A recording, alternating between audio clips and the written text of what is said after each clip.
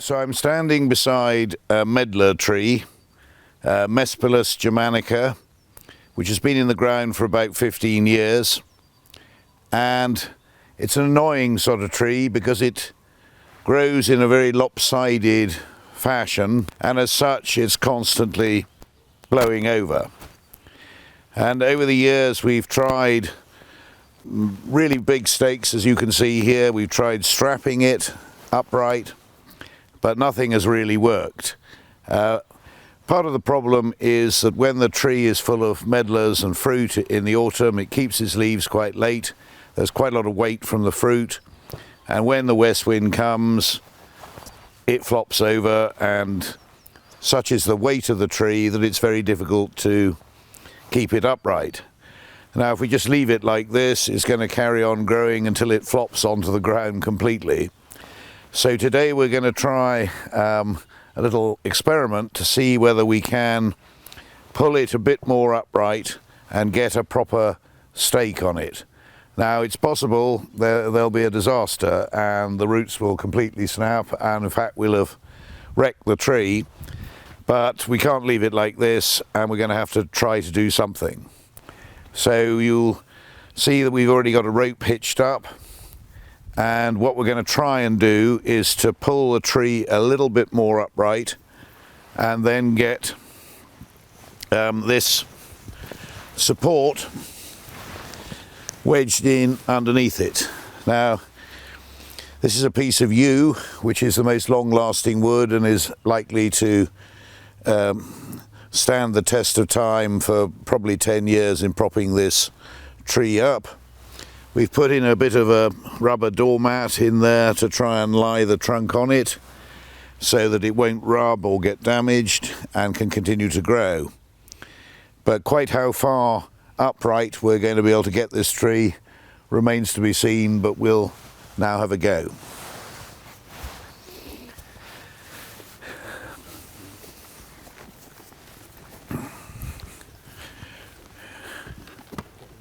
So we're going to use the quad and very gently try and get the tree more nearly upright. We're going to cut off the existing ties, and you can see that with the ties gone, the tree is leaning even more alarmingly. So we get the old posts out.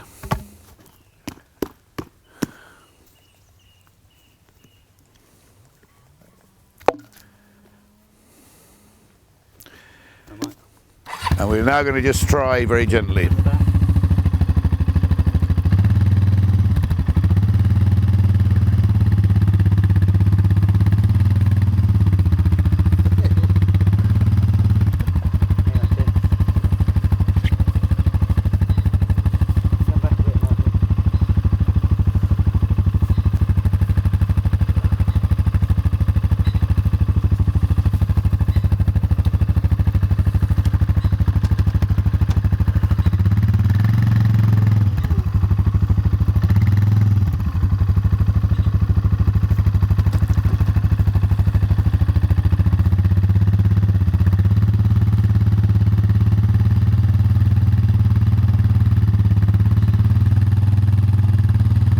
Think about there.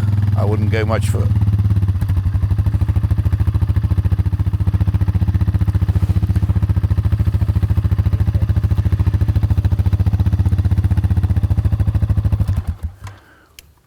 So now we've got to try and find a place around the trunk where the post we're going to put up won't slip.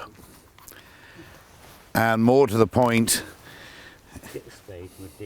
we're going to have to dig out a hole where the post is going in, because as the wind blows it's simply going to push that post into the ground unless it's supported by a great big slab of stone.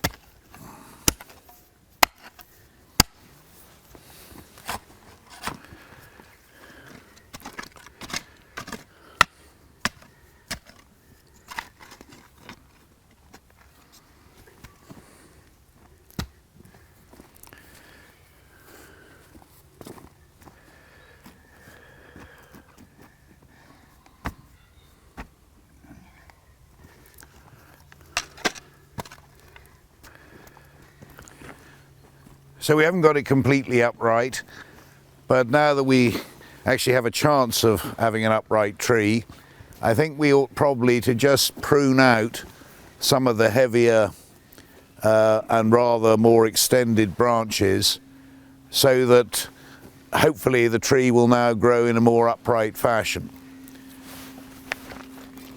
And there's an obvious branch flopping over at the top there, which, Michael, you could probably saw out. Top one. Yeah.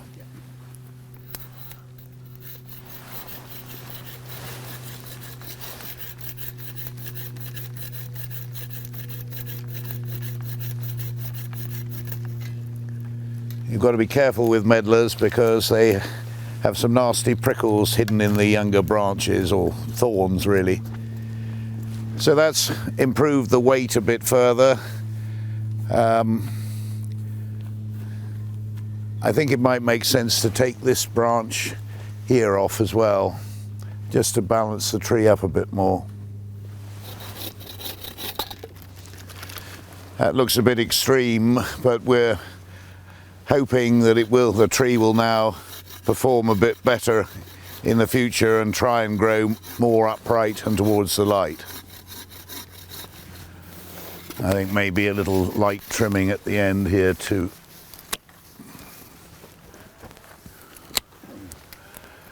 And maybe that down branch there. Yeah, I should take that whole lot off. So there it's perhaps not perfect, but we've done the best we can for this tree. The question is, will it hold, or do we need another post in case an east wind blows and it blows it the other way? We've obviously unsettled its roots. Hopefully we haven't broken too many, but at least it's now got a chance.